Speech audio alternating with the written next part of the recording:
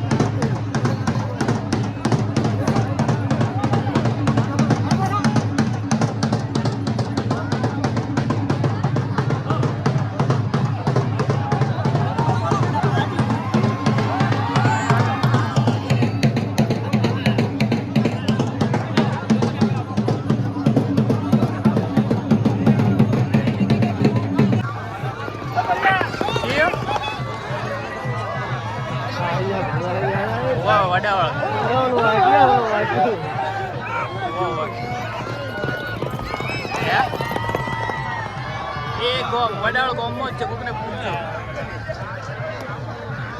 અત્યારે તો હું તમને ફોન કરું થોડી વાર રહી.